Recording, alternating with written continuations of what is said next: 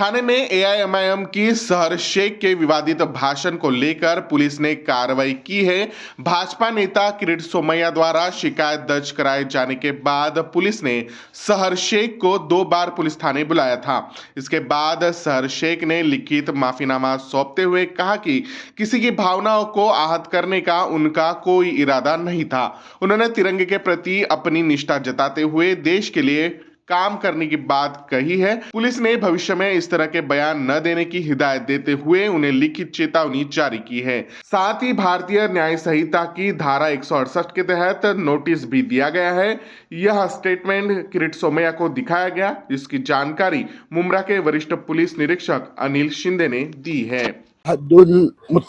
मुस्लिमीन AIMIM चा सहर शेख हिने आता माफी मागितली आहे। हम मुंब्रा को हरा बना देंगे हे म्हणजे हिंदूंना भडकवणारी चिथावणी देणारी भाषण आम्ही तक्रार केल्यानंतर पोलिसांनी 2दा त्यांना बोलवलं होतं। लिखित स्वरूपात सहरनी माफी मागितली आहे। कुणाचा भावना दुखवण्याचा माझा इरादा नव्हता आणि म्हणून मी क्षमा मागत आहे। माझ्या दृष्टीने हरा माझा पक्षाचा झेंडा, पण भारताचा तिरंगासाठी मी आयुष्यभर काम करणार। शहर तरुण असल्यामुळे आम्ही पण तिचा माफीनामा स्वीकारला आहे, परंतु जे AIMIM चे नेते आता त्यांचा पुढच्या पिढीना जे रेडिकलाइज करत आहे, कट्टरपंथी करत आहेत, ही चिंतेची बाब आहे।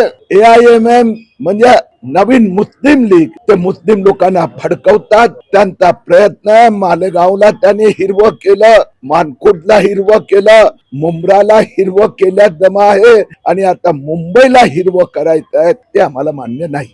योजना घेणार नाही, तसं नाही। आता झालं ते स्पष्टता, कारण की ते जे भाषण त्यात कुठलाही झेंडाही नव्हता आणि झाडी नव्हती, म्हणून त्यांनी स्वतः एक वाक्य लिहिल्यानंतर कबूल केलं की हिंदुस्थानाचा तिरंगा आणि माझ्या या वक्तव्यामुळे भावना दुखावल्या, मी माफी माग। 22 वर्षाची तरुणी असल्यामुळे आम्ही पण तिचा खुलासा माफीनामा स्वीकार। हे एकटे नाहीये, हे जे मुस्लिम कट्टरपंथी नेते आणि बाहेरून त्यांना मदत येते आणि आता त्यांचा नवीन पिढीला ते बर्बाद करू इच्छित आहेत। भारतीय जनता पक्षाचं जिथे शासन आहे, आम्ही कुठेही भेदभाव केलेला नाहीये।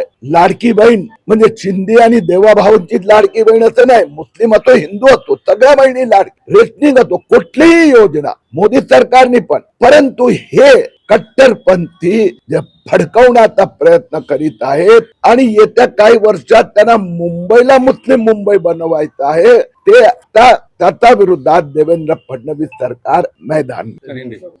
भाजपाचे ज्येष्ठ नेते किरीट सोमैया सर यांनी जे परवा जे निवेदन दिलं होतं की इथली जी नवनिर्वाचित नगरसेविका आहे MIM पक्ष शेर युनुस, हिने जे संभ्रम निर्माण करणार समाजामध्ये जे भाषण केलं होतं की पुरे मुंब्रा को हरा बना देंगे, असं त्याच्यावर तिने तिचं स्पष्टीकरण दिलेलं होतं आणि त्या अनुषंगाने तिने जे जबाब दिलेला आहे पोलीस स्टेशनला, आपण तिला विचारणा केली असते, त्याची प्रत त्यांना आम्ही दाखवलेली आहे आणि त्याच्यावर आमचं पोलीस स्टेशनचं त्यांच्या निवेदनावर जे उत्तर आहे ते आम्ही त्यांना दिलं आहे आणि त्यांचं समाधान झालेलं आहे आणि त्यांनी ती नगरसेविका आणि इतर जे काही नेते आहेत त्यांना वादग्रस्त विधान न करण्याबाबत समज देण्याबाबत सांगितलेलं आहे, तसं आम्ही समज दिलेली आहे।